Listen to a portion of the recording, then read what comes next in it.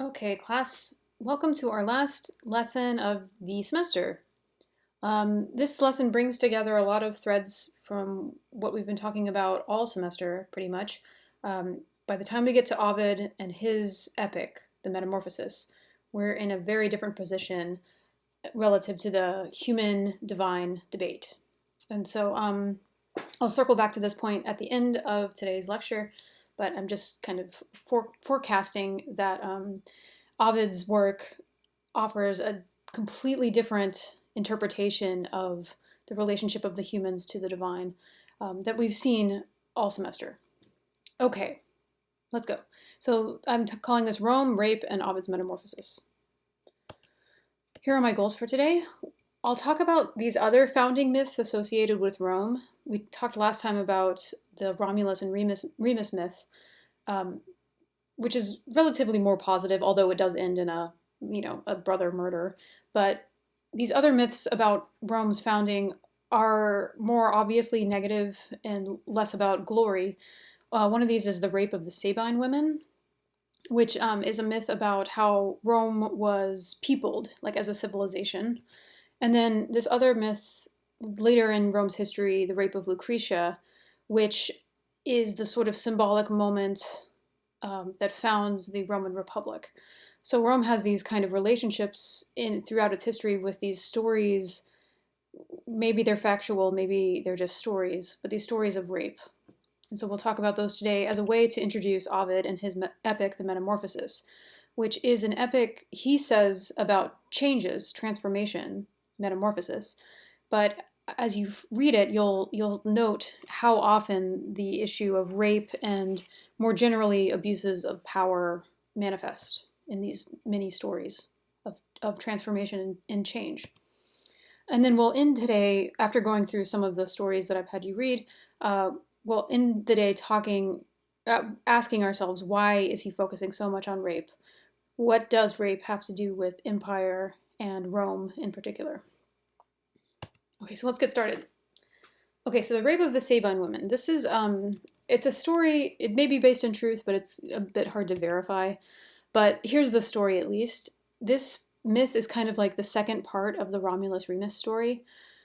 So after Romulus founds Rome, remember he has killed his brother at this point, he is able to attract a lot of other young men to join him at Rome. So this new city, it's going to be great, apparently.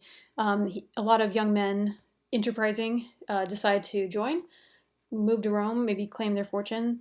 However, if you have a whole bunch of men, it's going to be difficult if you want the society to prosper long term. You need women around, otherwise people won't be having children. So they realize this problem. They invite this neighboring community, the Sabines, it's just a city, a neighbor city. They invite all of these people over for a festival, and during the festival, they concoct various schemes to abduct the women, and basically, in some cases, maybe killing some of the men, or maybe just whatever. They abduct the women and take them as their wives, and the Sabines sort of ultimately consent to this abduction of their women folk. So the rape of the Sabine has been a feature in art historical contexts because, if you picture this, what this would look like is pretty remarkable. Folks going to what they think is a festival to celebrate, maybe celebrate a connection between neighboring cities, and then it turns into this like horrible, either violent or maybe just like sexual, conquest kind of thing. It's pretty crazy. So here, is a depiction. Peter Paul Rubens is a Renaissance painter. These men, just basically grabbing women. And here's another. This one, I think the violence it's less cutesy. I think the Rubens is. This is probably horrible if you think about what's actually going on. But everyone is so like rotund and cute, in my opinion. That it's maybe some of the like violence is kind of taken away by like what's going on. Although this woman is praying and looking towards God to help her, and he is not. Here, like there's more like people getting their clothes ripped off and that kind of thing. It's pretty horrible. Okay, here's another. All right. You might, if you know classic like Hollywood musicals and you've seen Seven Brides for Seven Brothers, that is a comic version of this story where like these seven brothers invite neighboring townspeople. They live in Oregon and they're like on the Oregon Trail. They invite these neighbors to come over and they basically steal everyone's girlfriend. Here we do note that there's like children involved. This is like a sculpture, kind of the rape of the Sabine, an abduction of a Sabine woman. So men literally fighting over this woman. So things to note. This is just sort of me pulling threads together that I think are important. There's the tendency in this story to see rape, like sexual violence against women in particular, as something that's inevitable. And in Rome's case, it's part of their building of their nation. So this probably will strike you as uncomfortable. That like sexual violence is kind of baked into the way in which Rome sees itself as a nation building itself in perpetuity towards the future. So the rape of the woman is tragic, from her perspective maybe, but from the perspective of empire and history and progress, it seems like this story is suggesting that her rape isn't as important as progress for the city. So it might be, rape is something that might be natural. If we interpret these stories through sort of a biological lens, survival of the fittest, it's literally males of the species fighting to perpetuate their genes into the next generation. So, I mean, we could see it that way, from that perspective, even though from another perspective, this is like it's a genocide. It's a practice of genocide, rape and kind of forcing the next generation to be one way rather than another. Another thing to note that probably is also disturbing, and I think you saw it as I went through those last slides, in the art historical tradition associated with this story, there is this tendency to aestheticize or make beautiful sexual violence. Like, looking at this, if you don't think about the topic necessarily, this is beautiful. Their bodies are gorgeous. The lines as they move, are pleasing. Even her like fear and everything like that is, and her desire to escape. It like is just rendered in this way that is, for lack of a better term, it's beautiful. And so there are sort of interesting and probably troubling implications for rendering something as awful as sexual violence in this beautiful way. Keep that in mind when we turn to Ovid's Metamorphoses as well, because it is a series of depictions of aestheticized violence against women, usually. Sometimes men as well. Men get raped as well in some of these stories. Here's another image I wanted to show you that emphasizes another aspect of the myth that we might not think about, really. So here, men fighting against men over women. But here, this woman is sort of the central focus of the painting. This woman as well, saving a baby. This woman is, and these young women up here, this older woman as well, they are trying to get the men to stop fighting, presumably thinking about the children involved. There's like a sword about to cut this little baby here.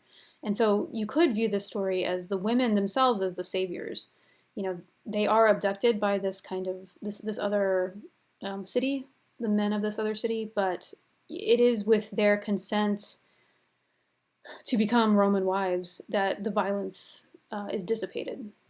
And so, this might fit in with the rape is inevitable sort of thing, but like these women, in order to protect the next generation, they make sacrifices of their own autonomy and agency, and bring about peace when there would have otherwise been a war. Okay. Here's some contemporary images associated with the rape of the Sabine women. So this is a coin from this era, 89 BC. Lucius Titurius Sabinus. I believe he is. So he's a Republican, a Roman Republican. So this is during the Republic, when Rome was a republic. But they're reminding themselves of their history. So right, these men, literally abducting women on the back of the coin. So it is kind of something that you might think about, like, why is Rome sort of, is this a celebration of this story? Or maybe it's a reminder of their unethical past. I don't know. It seems kind of celebratory to me. You usually only put good things on the back of coins. But maybe I'm wrong. Okay, here's another story about rape that is associated with Rome. This is the rape of Lucretia, or in some traditions, Lucrece. When Shakespeare writes about this story, he says Lucrece, but it's probably Lucretia. That's more of a Latinate name. So the story comes from Livy. He's a Roman historian. There's no contemporaneous sources to confirm it. Livy was writing in 300 or 400 BC, although this is a story about the Republic times, which is more like 700 BC. So here's the story. In the time of the Roman monarchy, so there was a king of Rome at first, Lucretia is this married noblewoman. So she's married to someone in the Roman court, but not the king. She's famous for being both beautiful and pure in that she's so committed to her husband. So presumably maybe other women are more loose with their purity. They can maybe have boyfriends on the side or something like that, or maybe girlfriends on the side, whatever. But Lucretia is so chaste. She's only committed to her husband. So she is raped by Sextus Tarquinius. He's usually called Tarquin. Shakespeare calls him Tarquin. But he is the son of the king, basically. So how the story goes is Lucretia's husband is basically bragging about how wonderful she is. She's so beautiful. She loves me so much. She's so pure. He's bragging about her to his friends. And present is Tarquin, who hears this woman described, and he's like, I've got to have her. It's a story. It's a bit similar to the way in which Ravana falls in love with Rama's wife, Sita. So he falls in love with the description first, and then he's like, I've got to have her. So he comes and rapes Lucretia. One other thing to keep in mind here is this is the sort of seed for a rebellion, basically. The king's son, the prince, rapes this woman, and this is something that can happen these days. Like if the son of a very prominent politician, sometimes, or son or daughter, the child of prominent politicians, they sometimes get away with things because of their status. And that is kind of the danger here, that this woman, her rape might have gone unpunished or just ignored, but Lucretia decides to kill herself. So she's, from her perspective, she's been raped. She feels like she's, betrayed her husband in this way. At least she's sullied their bloodline, I guess. She decides to kill herself because of this rape. That's my interpretation of the story. But you could think maybe she is completely gutted by what happened to her, and she can't overcome the trauma of it, and so she kills herself. But for whatever her reasons are for the suicide, her suicide sparks this rebellion amongst the Romans, and eventually the rebellion would overthrow the monarchy and establish the republic. So there's a way in which this story is a rebellion against an authoritative tyranny, basically, the tyranny of the monarch's family. So this is a story that's told over and over and over again, and art historians obviously really like it. It's another moment of aestheticized sexual violence. Here's Lucretia, being threatened with her life, and coerced into the rape, basically, and then she kills herself. And maybe this is foreshadowing of her stabbing herself. in some traditions, so this one focuses mostly on the crime, the rape, with Tarquin attacking this woman. But in some cases, Lucretia herself is celebrated. So here, this is a woman who has been raped, and she decides to kill herself. She's here stabbing herself in the belly, probably because this is, her womb, which has been, made impure by the rape. Here's another depiction, which I find interesting. This one speaks to the way in which her suicide sparks the rebellion. So she becomes this symbol of injustice. And it's a symbol for all of the men in the society to rally around. Like, I cannot believe they did this to Lucretia, beautiful and pious Lucretia. Like, we can't stand for this, this is the last straw for the king overreaching his power. Okay, so things to note about the Lucretia story and the rape involved here. Rape in this situation is catalyzing. I'm using a chemistry metaphor here. So a catalyst is something that brings down the energy required to make a chemical reaction. And so here, the rape is this this very powerful thing that brings about the rebellion towards the Republic sooner than it would have otherwise. It spurs people to political action. So this is actually the exact opposite of rape in the Rape of the Sabine stories, where rape there was seen as something maybe natural and it needs to be tolerated for the purposes of empire building, nation building. Here, the rape is, it's not tolerable. It's intolerable. They cannot, tolerate it. And so that might, that might make you might give you some pause, do they really care about this raped woman? Or maybe they wanted a reason to rebel, might be. I don't know. You can see it multiple ways here. But that's kind of the point about stories of rape, because as troubling as they are, they open up into different ways of interpretation. Like, whose perspective are we going to honor when we contemplate the rape? Because from some perspectives, it might be seen as just consensual sex. From others, it might be seen as a complete violation. Anyway, so keeping all that in mind, let's turn to Ovid.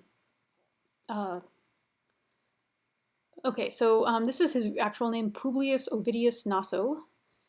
We typically these days call him Ovid for this part of his name. He was known, however, in his day by this term, Naso. I'll speak more about that in a second. But he was living, he was born 43 BC. He died around 18 or 1780. So he's about a generation, like around 25 years younger than Virgil. So he grew up with Virgil being kind of the preeminent writer of the day, and Ovid kind of, he starts to kind of supplant Virgil, but not really. Everyone loved Virgil, but Ovid also kind of like becomes a very popular figure in Rome. So he's contemporary of both Virgil and Horace, although younger than them. We haven't read any Horace this year, but hopefully you will at some point in your life. Anyway, he came of age in the reign of Augustus. So this is important. So where Virgil and Horace came of age during the times of all of the civil wars, and they would see the reign of Augustus as ushering in peace and maybe wanting to further that because they were afraid of going back into civil war. Ovid is younger, so he likely doesn't remember all of the civil wars. Instead, he becomes mature in a time of peace, and usually in situations like that, when people are more comfortable, they can be better critics of the person in power. This is usual, according to me. Okay, he was a hugely popular figure in Rome. So as he, is growing up, he first starts writing love poetry. This is why he becomes so popular. His love poetry is called the Amores. These are love elegies dedicated to his lover named Corinna. He also writes this text Ars Armatoria, or the Art of Love, which is didactic. It's like a manual for how to be a good lover. So it's very, very sexy. He had a reputation for being kind of a playboy type. Anyway, so even though he was super duper popular and widely read and everyone liked him, he at some point was exiled by Augustus. So he was sent to a remote part of Rome near modern-day Romania on the Black Sea. So this is kind of like the furthest stretches of the Roman Empire. So completely away from his friends back in the city. So this was a big deal. And what's interesting is we don't really know why he was exiled, like specifically. We can't definitively prove why he was exiled. When he talked about the exile, he says it was because of Carmen et Error, a poem and a mistake. So this is very vague. It's probably intentionally vague because he probably doesn't want to put it down in writing why exactly he was exiled. And maybe Augustus doesn't want it put down in writing either, because I'm sort of suggesting that there's a possibility that this is what I think, and a lot of people agree with this, although not everyone. He was finishing the Metamorphoses when he was exiled in 8 AD. And so it's possible that the poem and the mistake that he's referring to is writing the Metamorphoses, because it is, when viewed in a particular perspective, it is very, very, very critical of Augustus. So it might be the reason why Augustus exiles him to like the remote part of the empire. However, it's interesting that he doesn't kill him, which would have been in his power to do. Other people think that the poem and the mistake, it's possible that Ovid had a sexual relationship with somebody that Augustus didn't want him to. There is evidence for Augustus being against a lot of the love poetry of Ovid. He thought it was a little too provocative, and he wanted to kind of create a peaceful and just society, one in which people aren't sleeping with, married people, where Ars Amatoria is kind of like suggesting to kind of, keep lovers, to have mistresses, and that sort of thing. And he also wrote An Art of Love for Women in particular too, and gave them advice about like how to be secret about their love affairs. So it's possible that this is the reason why he got exiled, but to me, I think that the political nature of the Metamorphosis and its critique of Augustus makes a little bit more sense for the exile, but again, no one knows really. Okay, so the reason why he was called Naso is because his nose was really big. So if you see images of Ovid, he's usually got kind of a large nose. He also is often depicted with his mouth open. So I'll say more about that in a second. He's also often depicted with a crown of laurel leaves around his head, which is a tribute in a way to the god Apollo. It's because Apollo is the god of, among other things, he's the god of poetry. And so poets are often depicted with a crown of laurel leaves around their head. Okay, so this is the opener to the Metamorphosis. It translated into our English translation. So I'm going to read it aloud and then tell you some things to kind of focus on. The excerpt that you read cuts a lot out of book one, but that's okay. He goes into kind of a lot of stories about the origin of the world. You've read some of those when we read some of the origin stories way back in like lecture 2 or 3 or something, maybe 3. Yeah. Anyway, this is kind of getting us started though. These are the opening lines. It's the invocation to the Muses. It'll be familiar from Virgil, from Homer, from Hesiod. Okay. My soul would sing of metamorphosis, but since, O gods, you were the source of these bodies becoming other bodies, breathe your breath into my book of changes. May the song I sing be seamless as its way weaves from the world's beginning to our day. Okay, so things to kind of take note here is, of course, the invocation to the Muses. He positions himself as a singer, like the poets we've read before. In this case, it's his soul doing the singing. But note also that singing is going on with breathing. He says, so he wants to sing of metamorphosis, but since the gods were the source of these bodies becoming other bodies, or since gods were the source of these metamorphoses, then breathe your breath, gods, into my book of changes. May the song I sing be seamless. So there's a way in which the gods breathing into Ovid gives him the power to sing. So he's kind of suggesting, this is something that's always been the case in the invocation to the Muses. It's like the Muses singing through the poet. But here, he's opening it up to not just the muses, but all of the gods. All the gods he's going to write about who were the source of the transformations he's about to depict. He says, "For you, gods, breathe into me." And so he's kind of making the gods responsible for his book of poems as well in this way. So, of course, this is something that's always been a part of the poetic tradition with the invocation to the muses, but as we'll get into some of the details of these poems, the gods being the chief agents of the transformations is really important, because these gods are less than friendly when they bring about the metamorphosis Ovid is about to talk about. Let's see. Another thing to note is he wants the book to be seamless with its breath as he weaves from the world's beginning to our day. So he's making a claim that his book is going to cover all of human history from the world's beginning to our day. And he's also sort of suggesting in this that the gods causing transformations might also be seamless.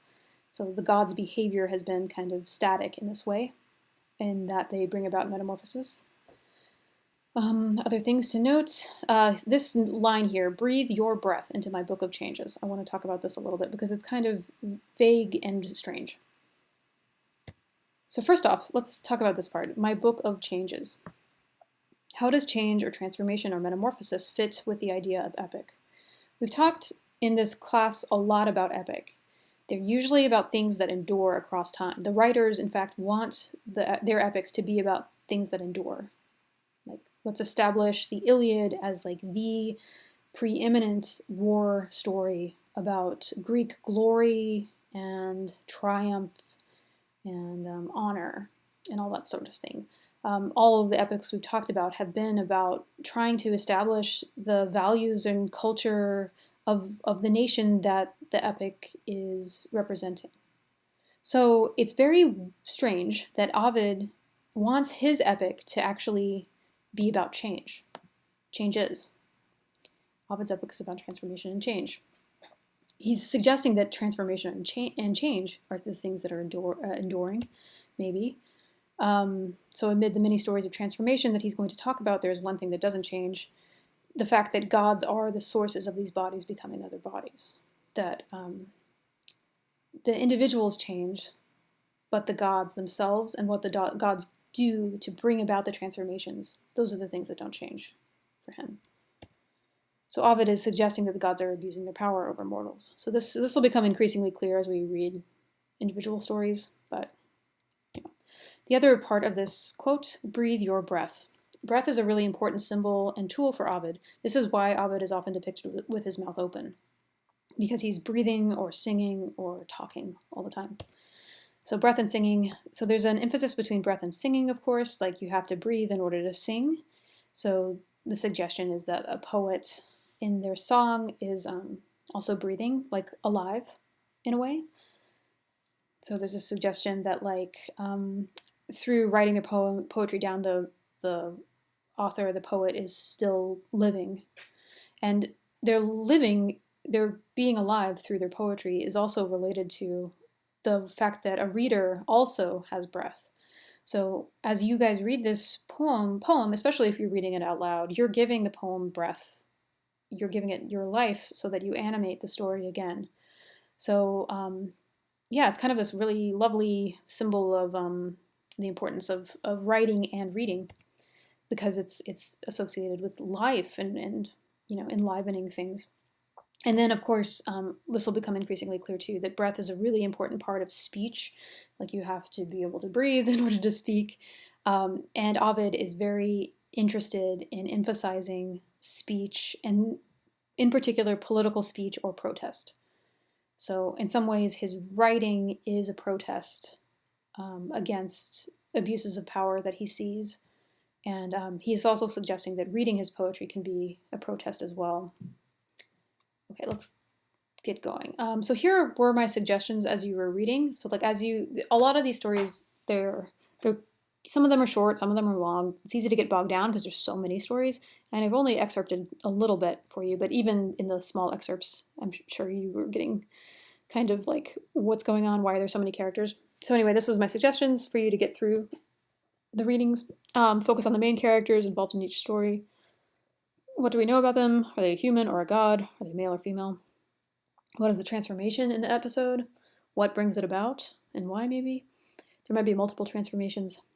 Is the transformation a liberation or a tragedy for the character who transforms?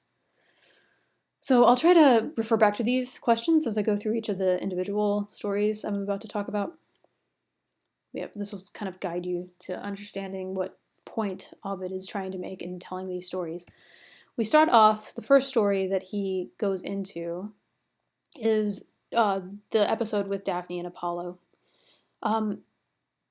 It starts off, so Apollo we know before. We've met him a lot. He was the guy who helped the Trojans in Troy. He helped Orestes in Agamemnon, in the Oresteia trilogy.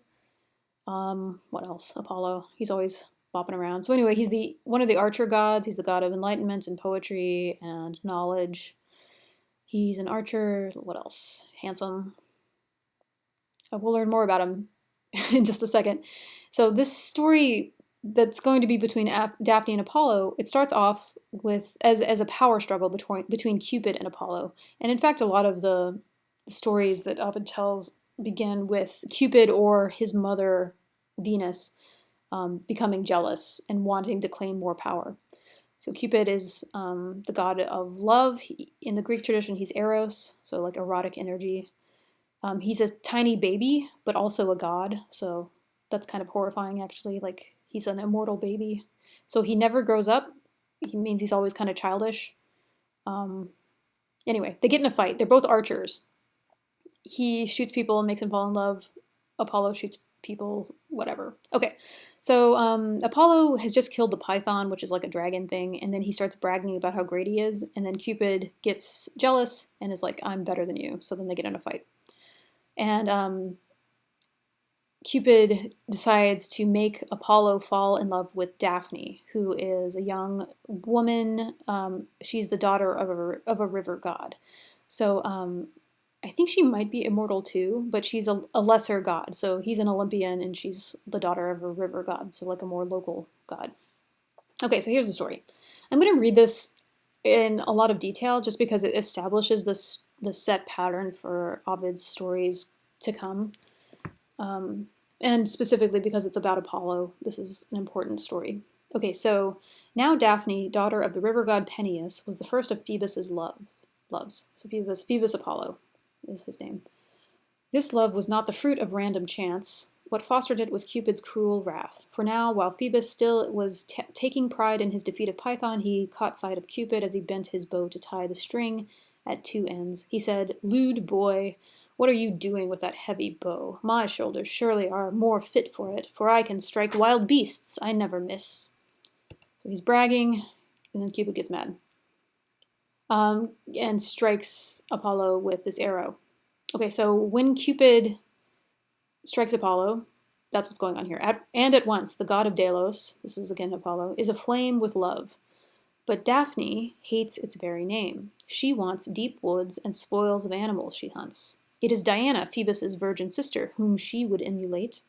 Around her hair in disarray she wears a simple band. Though many suitors seek her, she spurns all. She wants to roam uncurbed. She needs no man. She pays no heed to marriage, love, or husbands. Okay, so we have the problem here. Apollo's in love with Daphne, aflame, but Daphne does not want to fall in love. She wants to be a virgin forever. She wants to be like Diana, Apollo's sister. She loves hunting, even though everyone likes her because she's hot and everything. She doesn't want to get married, or have sex, for that matter. Okay? So, of course, this is our issue. So, Apollo tries at first to woo Daphne. He is, after all, a god. He's charming. He's a god. It's, most of the time people don't turn gods down. These are his attempts to woo her. Okay, she starts running away from him, actually. Swifter than the lightest breeze, she flees and does not halt, not even when he pleads. "Oh, daughter of Peneus, stay, dear Daphne, I don't pursue you as an enemy. Wait, nymph. You flee as would the lamb before the wolf, the deer before the lion, or the trembling dove before the eagle. Thus all flee from hostile things, but it is love for which I seek you now. What misery! I fear you'll stumble, fall, be scratched by brambles, and harm your faultless legs, and I'm to blame. You're crossing trackless places, slow your pace, I pray you, stay your flight. I'll slow down too. So this is kind of funny that like as she's running away from him, he's running after her and pleading with her, and then he's like, I'll slow down too. So, he could have just not followed her, but no, he's gonna follow her. So I'll slow down too. He'd have said more, but Daphne did not halt. Afraid, she left him there with half-done words. But even then the sight of her was striking. The wind laid bare her limbs. Against the nymph it blew, her dress was fluttering, her hair streamed in the breeze. In flight she was more fair. So note as I read through this is all mostly from Apollo's perspective. He's pleading with her, pleading his case. He's worried about her falling, and then he'll be to blame for her hurting herself. But then, he could stop the whole situation and just stop chasing her. But that doesn't seem to be in his mind at all. And he is, in fact, further aflamed with love by the fact that she's running from him. Literally, in flight, she was more fair. The sight of her was striking. The wind laid bare her limbs. So as she's running away from him, the wind is blowing her clothing back, and so she is seems more naked, I guess, because of that. Her dress was fluttering, her hair streaming. She's hotter because she's running from him, which is pretty disturbing. So we begin in Apollo's perspective. This is even more so. Here, at this point, he stops pleading with her, and he starts to transform his mind towards one of hunting. So, before, Daphne was the one who liked hunting. She wanted to be a virgin forever and hunt in the woods like Diana. But now Apollo is kind of turned into the hunter, and his prey is Daphne. Okay, but now the young god can't waste time. He's lost his patience. His beguiling words are done, and so, with love as spur, he races on. He closes in. Just like a Gallic hound surveys the open field and sights a hare, and both the hunter and the hunted race more swiftly, one to catch, one to escape. He seems about to leap on his prey's back. He's almost sure he's won. His muzzle now is at her heels. The other, still in doubt, not sure if she is caught, slips from his mouth. At the last instant, she escapes his jaws. Such were the god and girl. While he is swift because of hope, what urges her is fear. But love has given wings to the pursuer. He's faster, and his pace will not relent. He's at her shoulders now. She feels his breath. So, yikes. This is kind of scary, Of course, in hunting, it's not exactly the same as love. In hunting, the person, the being who is running away from the hunter is running away because they're afraid of dying. Right? This hare or little rabbit can be killed by the dog, the hound. She slips from its mouth at the last instant, escapes its jaws. I mean, literally, she could get completely killed, here. He's at her shoulders now. She feels his breath. From this point on, we kind of turn towards Daphne's perspective. But think of how scary this would be, is someone chasing you, and you can feel the breath behind you. This is love, I guess. So we transfer it to Daphne's perspective. So let's see here. Okay, hold on. She feels his breath upon the hair that streams down to her neck. Exhausted, way-worn, pale and terrified, she sees Peneus' stream nearby. This is her father, remember. He's a river god. She cries, "Help me, dear father. If the river gods have any power, then transform, dissolve my precious shape from the form that pleased too well." As soon as she is finished with her prayer, a heavy numbness grips her limbs. Thin bark begins to gird her tender frame. Her hair is changed to leaves, her arms to boughs, her feet, so keen to race before, are now held fast by sluggish roots. The girl's head vanishes, becoming a treetop. All that is left of Daphne is her radiance. So here's the transformation. So before it's like, who's the pursuer, who's the pursued? Apollo's pursuing Daphne, he's a god. She is a god as well, but he's a more powerful one. What is the transformation? Daphne transforms into a tree. Is it a liberation or a tragedy? We'll come to that next. So here's some just images of the transformation of Daphne into the tree. So here it's like just as he's about to catch her, she transforms. So yeah. So I mean, these are obviously very. I mean, this one is so beautiful to me. This one maybe less beautiful. I think maybe medieval people probably thought it was beautiful, but it's kind of funny. Anyway, I just pulled this quote again. In flight, she was more fair. There's something about her not wanting him that makes her more attractive to him, which is relatable in some ways. You know, to go back to the hunting metaphor, it is exciting when you're running after something running from you. Like you really do want to chase it. You know, like I don't know if you guys have ever played tag or whatever, but like when you know you're faster than someone and you can run them down, there is something that's very exciting about that. And I see it with like, you know, my cats, or if you have dogs, like they really love chasing things. Like they love it. But if we think about the perspective of the thing being chased, it's a little bit more troubling. Okay, so Daphne transforms into a tree. Specifically, she transforms into a laurel tree.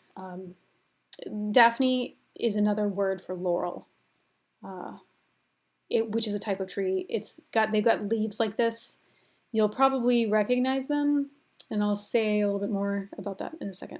Okay, so her turning into the tree doesn't really stop Apollo from trying to get her, though. So she's saved in one way. She's not raped. Like, she doesn't have to have sex with Apollo, but it's not really a triumph for her.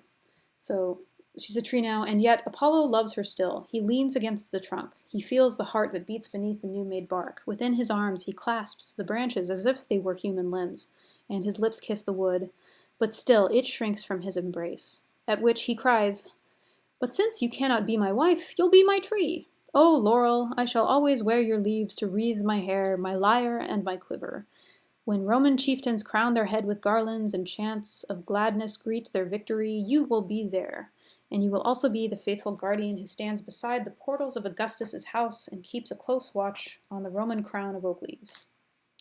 And even as my head is ever young and my hair ever long, may you, unshorn, wear your leaves too forever. Never lose that loveliness, O laurel, which is yours." Apollo's words were done. With new-made boughs, the laurel nodded, and she shook her crown as if her head had meant to show consent. Okay, so this is interesting. She had been running away from him. Now she cannot run any longer. Her limbs that like to run so much now are rooted literally into the ground as roots. He says she's going to be his tree though, and he tries to hug her. So he clasps the branches as if they were human. His lips kiss the wood, but it shrinks from his embrace. So even though she can't really move, even as she's still a tree, she is shrinking from him. She doesn't want him to kiss her. So even though at the end it does seem like he's celebrating her, he's like, "You're beautiful, you're always going to be lovely." Even though this does seem sort of like a tribute to Daphne as this laurel tree, note that she's not exactly consenting to this. She's shrinking from him. The scene of her consent down here, with new-made boughs the laurel nodded, and she shook her crown, as if her head had meant to show consent. I think that these lines are very important. You know, it could be she shook her crown, enthusiastically showing consent. But that's not exactly what happened here. She's shaking her crown as if her head had meant to show consent. It just puts some doubt in the situation. Like, does she really consent to this? What would her lack of consent look like? She's a tree now. She can't talk. So, you know, this is something that is true of trees. Like, you know, trees don't really get to choose what happens to them. You know, we either protect them or we cut them down. The tree, we don't speak the language of trees. We don't know what they really want. Here is a transformation that saves her from a rape, but in a way, she is still a little on the spectrum of rape here, because Apollo appropriates her leaves as his symbol. "O laurel, I shall always wear your leaves to wreathe my hair, my lyre, and my quiver." You know, I'm going to celebrate you. I'm going to wear you in my hair. You feel good about that, right? And she says, she shakes her boughs. So I guess that's okay. This is an important moment because the laurel leaves are the symbol of Apollo as a poet. So it's also the symbol that Ovid wears as a poet. It's aligned here with the symbol of Augustus's power, the Roman crown of oak leaves. So Ovid here is making a connection between a poet's work and Ovid and Apollo's work and even Augustus's work as one of manipulating stories where the characters in the stories may not consent to those manipulations. So he's even like critiquing himself here as a poet, but here Apollo is being critiqued, and by implication, I think Augustus a little bit too. So I hope this is clear. This the critique is that the powerful god in this situation puts the less powerful entity, Daphne, in a situation where she doesn't consent, but in the end, her lack of consent doesn't really matter because he controls her anyway. So she might as well consent. So this is how like abuses of power work. You know, when someone has more power than you, they can put you in situations where your consent saying yes or no doesn't matter at all. You don't have a voice, just like Daphne here doesn't have a voice because she's now a tree. A tree that is going to go on to become the symbol of Apollo, as opposed to the symbol of her. Okay, so this is the first story in the epic. It sets the pattern for the rest of the epic. There's a god who desires a mortal, usually who does not desire him or her as much as the god desires the mortal. The god pursues the mortal with the assumption that the mortal wants them to. The mortal prays for help.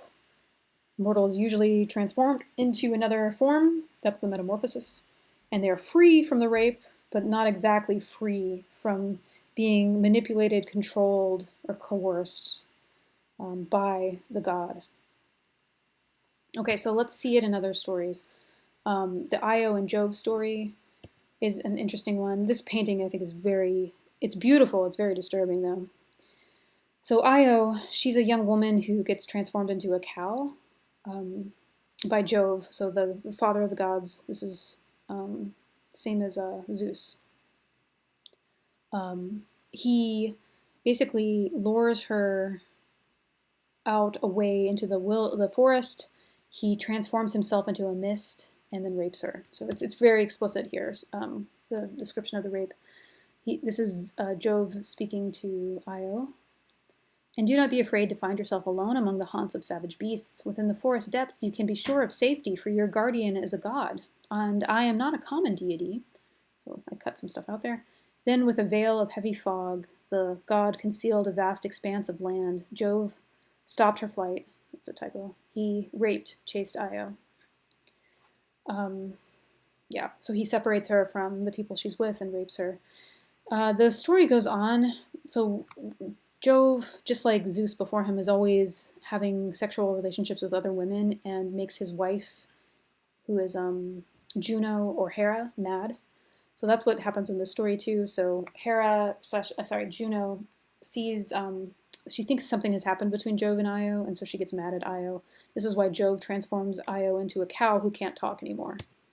So here's a contemporary image of Hermes and Io. So Io's a cow.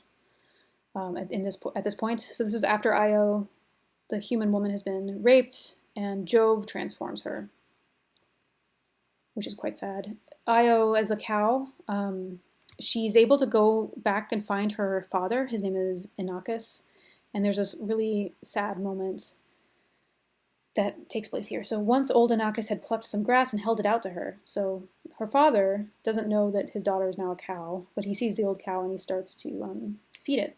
So he plucked up some grass. She licked her father's hands and tried to kiss his palms, and then began to weep. And if she could have uttered words, she would have told her name and wretched fate and begged for aid. Instead of words, it's letters that she traced in sand. She used her hoof, so she revealed her transformation, all of her sad tale.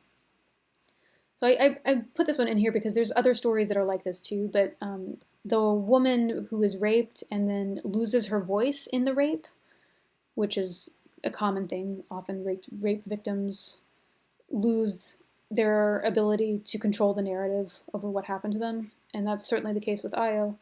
In fact, rape is fundamentally losing your voice. People don't listen to your no if you get raped, you know? So anyway, Io loses her voice, but in this story and in others, the rape victim is able to reclaim their voice through writing. And so that's what goes on. Like Io is able to like write her story with her hoof, what happened to her. So Ovid is suggesting that through writing, we might be able to reclaim a sense of justice and a sense of our own stories, maybe too. Okay, here's another story. So I'm sorry about, it's like story after story about rape, but here we are. The Pan and Syrinx story, this one is very similar to the Apollo and Daphne story. So very similar thing goes on. Pan, he's a god who, he is like a satyr, so he's like half man, half goat. Usually Pan is very interested in sex. He always wants to be having sex with people. He especially loves nymphs. So those are they're like minor goddesses who live out in nature. And so Syrinx is one of those. She's a nymph. Pan sees her. He wants to sleep with her. He starts trying to get her attention. She starts running from him. She doesn't want to have sex with him. Eventually, she runs towards a river, similar to Daphne, and prays for help. And then she's transformed into reeds. That's why there's reeds in this image here. So this is kind of like as Syrinx is transforming into the reeds, I guess. So and Pan, who thought he had caught the nymph, did not clutch her fair body, but marsh reeds. And he began to sigh. So he's bummed he didn't catch her when she was a human, so he could sleep with her. He catches her as she's reeds. And then the air, so he sighs because he's bummed out, and the air from his sigh, vibrating in the reeds, produced a sound most delicate, like a lament. And Pan, enchanted by the sweetness of a sound that no one had ever heard before, cried out, "And this is how I shall converse with you." So this is the story of this musical instrument called the syrinx, which is, it's like a panpipe. So it's the same word as pan here. A panpipe is like a series of tubes tied together. It's kind of like a harmonica a little bit, but it's an older version. But you blow across the different reeds to get different tones. And so Syrinx, in being transformed into reeds, is an object that Pan can appropriate for himself. So his sighs into her new body sound like a lament that he likes. And so he's like, this is how I'm going to converse with you. You're now going to be my musical instrument. So, you know, she tried to get away from him, and she still can't get away from him, even though she is no longer human. She's no longer capable of being like sexually assaulted. She's being appropriated by this god as a symbol for himself, when that is the exact opposite of what she wanted. Okay, Europa writing Jove. In this story, it's a little bit interesting. The transformation isn't of the rape victim. Europa remains a young woman throughout, but the transformation is Jove himself. He transforms himself into a bull so that he can rape her, which is interesting. Jove does this a lot, Zeus as well. He's always transforming into different things so he can get closer to people he wants to sleep with. And it's a way for him to hide what he's doing from his wife as well. Okay, so Europa. Europa is Agenor's daughter. So Jove has transformed himself into a bull, and he's like the most beautiful bull ever. He's like kind of cute. She stares at the bull, Jove, in wonder. He is so shapely, so unthreatening. Like he's like a really cute cow, you know?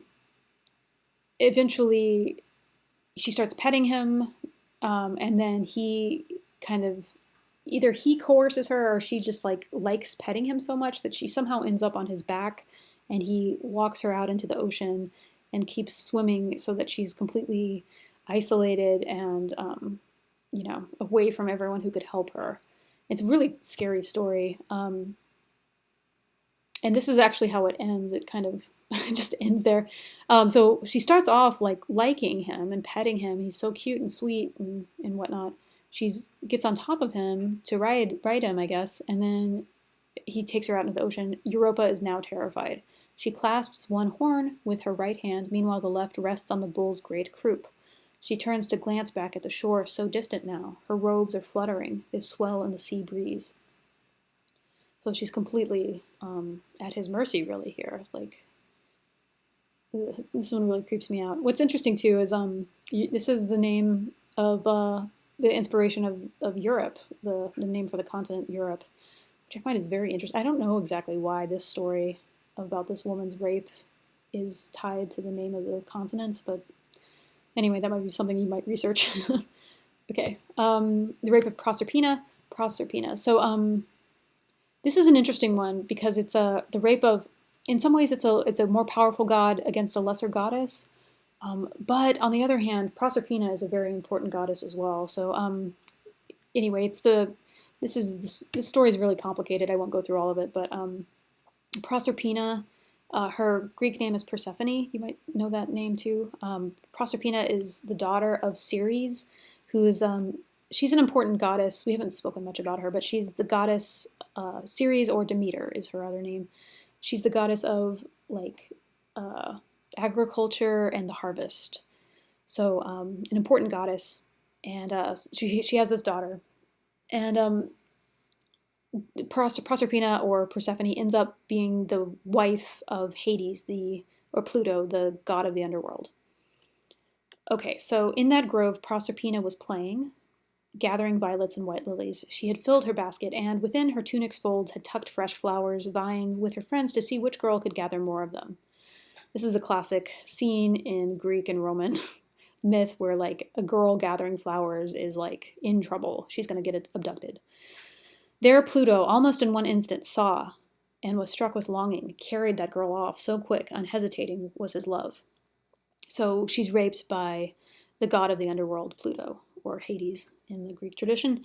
The story goes on where Proserpina's mother is very upset about this. She wanted her daughter to live with her forever. You know, they're a very strong mother-daughter pair. And Proserpina wants to go back to her mother as well.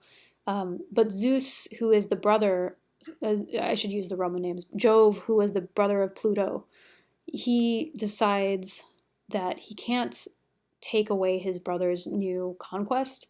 And so he decides that he's going to let Proserpina live with Pluto for half the year and with her mother for the other half of the year. And so this story is understood to be a fertility myth. Proserpina is kind of the symbol of springtime. So when she's with her mother, it's like spring and summer, and when she has to go back to her husband, it's like autumn and winter. And so in some ways, this is kind of like the preeminent story about how a rape might be seen as natural. So literally, the rape of Proserpina is, you know, the natural cycle of the calendar year, of the seasons. Within the story of Proserpina's rape, we hear this other very interesting story of a rape. This one is the rape of Arethusa by Alpheus. Alpheus is a river god. This is a really creepy story, and I mentioned this one because it has similarities to the cowherd and weaver girl story in ancient China. Arethusa is a young woman. She might be a nymph, I'm not sure, but she's really hot one day, and she decides that this river looks really cool and wonderful, and she wants to go swimming. So she takes off her clothes so that she doesn't get them wet, and she goes into the water. It's so nice. She wants to go deeper. It's kind of, the lines are a bit like she's being seduced into the water, and the water is the river god. So in his form as the river, he's like beckoning her closer, and he like wants to envelop her naked body in his waters. She hears him talking, and she's like creeped out, and she's like, "Oh shoot, this is actually a god!" And so she gets out of the water and starts running from him. He transforms into a human to chase her. She prays and prays for help. I believe it's Diana. So this is Apollo's sister again. She's the goddess of the hunt and virginity and maternity, I believe. She prays for help. Diana transforms her into a spring, so a little water feature, natural water source. And what sucks about her transformation, it's not really a liberation, because the river god can, all he has to do is transform back into water, and then he can mingle with her as water. So But in those waters, he, the river god Alpheus, recognizes me, his love. Leaving the human likeness he had borne, he once again takes on his river form that he might mingle with me. So her attempt to escape him actually makes her even closer to him as water. It's pretty horrible. Okay, this last story I included because it's less depressing. Honestly, it doesn't have anything to do with rape. This story is Iphis and Ianthe. It's hard to find images of it because it's such a strange story. People have been less prone to depict it artistically, which I think is a shame because it's much more pleasant. Okay, so Iphis and Ianthe. There's no rape here. So here's the story. Iphis's father only wants a boy because they can't afford a dowry for a girl. So he decides, he gets his wife to agree with this, that if, his wife is pregnant, if she has a girl, they decide that they're going to kill the baby, basically, because he can only afford a boy child. However, Iphis's mother, she doesn't really want to do that. She gives birth to a girl, but she hides the fact that the baby is a girl from the father. Instead of killing the baby, she decides to raise the girl as a boy. She names him Iphis. When it comes time for Iphis to get married, they, both Iphis and his mother, are terrified at the secret coming out. They're going to get married to this young lady named Ianthe. So this is his fiance. They actually really love each other. Iphis and Ianthe are in love, even though Iphis is not. He's he's culturally a boy, but maybe biologically a girl. As two biological women, they can't get married. And so Iphis prays to Juno, the Roman goddess of marriage, and asks for help. Juno can't really help her, or him. Pronouns are hard in this situation. Iphis's mother takes Iphis to the temple of Isis, who's an Egyptian goddess, and Iphis is transformed by Isis into a man, which allows the marriage to take place. So it's actually kind of an interesting story. I think this might be, possibly like a trans narrative, I guess, transgender narrative.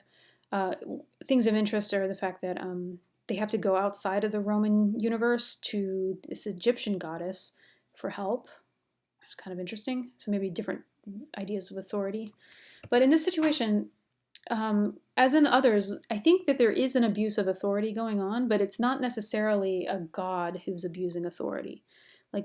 What is the authority figure abusing their authority in this story? In some ways it might be Iphis's father, he only wants a boy, but is that really his fault? It's not his fault that he can't afford a dowry.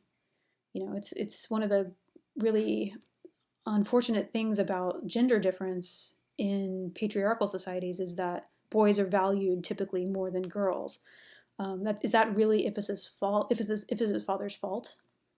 Not necessarily. Maybe the authority figure that's abusive is these cultural norms about the value of boys versus girls or something. There might be something else there too, but it's an interesting kind of deviation from the typical pattern that Ovid uses. Okay, so let's wrap things up towards this direction. Why is Ovid emphasizing rape so much in his story? So rape and speech are obviously connected. Rape is having sex with someone against their will. How do you know someone's will? Well, they tell you. If they say, no, I don't want to have sex, and you force them to, that's rape, right? So there's a way in which the rape of the body that happens is also a rape of the person's will or ability to speak for themselves, their ability to control their own bodies. And so rape is something that it's through physical force, so you overpower someone's will physically, or maybe it's coercion, maybe it's an abuse of authority. Speech and rape are linked via consent. So if you're in a situation where you cannot safely say no, maybe you're being coerced, maybe there's the threat of danger or violence to you or someone you care about. So if you're in a situation where you can't safely say no, your speech isn't being honored. Therefore, consent doesn't exist, and that's rape. Another thing that connects speech and rape in Ovid's universe is the fact that how you interpret the situation at hand is an important thing. Whose perspective are you going to honor? Some people might like from one perspective, you might see it as a rape. From another perspective, that person might view what happened between them as consensual sex. Whose perspective are we honoring and why? When Jupiter, so the king of the gods, is discussing the rape of Proserpina in that section, he has this very interesting line. So remember, the rape is his brother, Pluto, rapes Proserpina. Jupiter says, if we would have things named properly, then we must speak of love, not injury or robbery. So his suggestion here is Proserpina wasn't injured. She wasn't robbed from you, Ceres. She is loved by Pluto. Pluto loves her. That's why he took her. He didn't injure her. He loves her. He didn't take her. You know, she went willingly because of love, presumably. And so, like, of course, this would be an interest, something that we should be suspicious of. Jupiter has a vested interest in excusing what his brother does. So, I don't know. We probably would disagree with what he says here. Maybe not. I don't know. The point being here that, like, how you interpret what happens depends on whose perspective you're going to honor and why. So there might be different motivations between those perspectives. Okay, Ovid is connecting the experience. So, like, this, just to make it very, very clear to you, Ovid is connecting the experience of being raped to the experience of being coerced or exploited by an abusive authority figure. So he's basically saying that, like, when someone who has more power than you puts you in a situation where you cannot safely say no, you're being raped, basically. So rape becomes kind of symbolic of any sort of exploitation or coercion by an authority figure. So yeah, I'm going to do a callback to the importance of breath for Ovid. It's linked to singing, it's linked to reading, giving things life through reading, through poetry. If you can breathe, if you're living, and are willing to speak boldly, then you can protest against abuse. So the suggestion is that through his poem and through reading it and through teaching it in this class even, we are protesting against abusive authority figures. And so with that in mind, this kind of speaks to potentially why Ovid might have been exiled. The very last thing that happens in Ovid's Metamorphoses is Julius Caesar is transformed himself. He undertakes a metamorphosis into a god, basically. So this is a woodcut from Virgil's Solus, the apotheosis of Julius Caesar, the final event of the poem. Apotheosis is a word meaning God-making. So someone's apotheosized, it's like they're transformed into a god.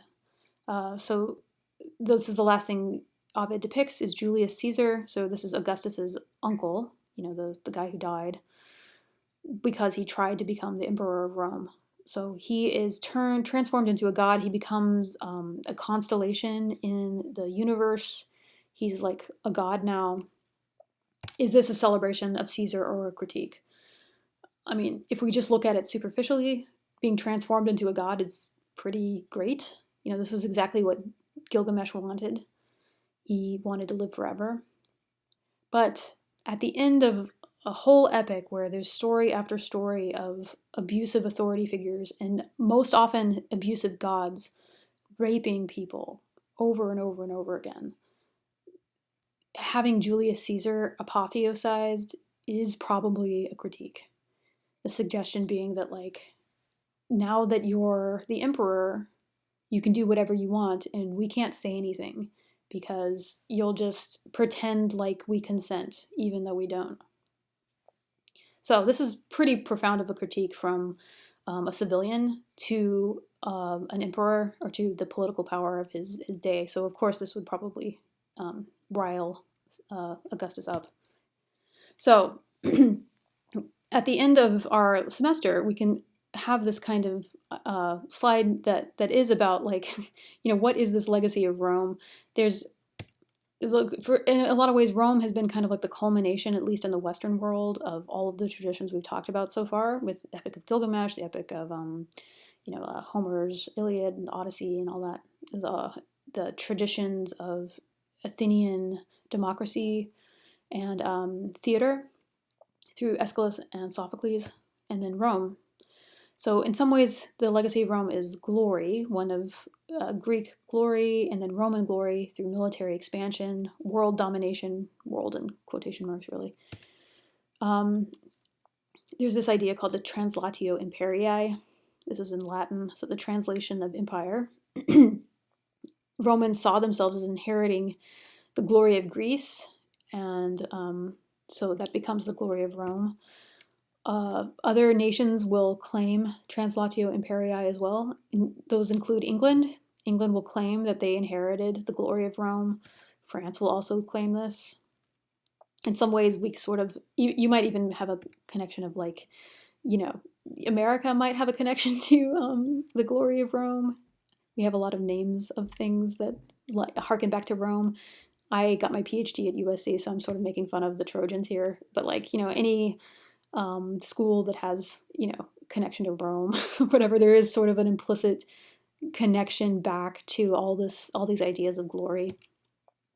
But in addition to the legacy of glory that we get from Rome, there's also this legacy of colonization.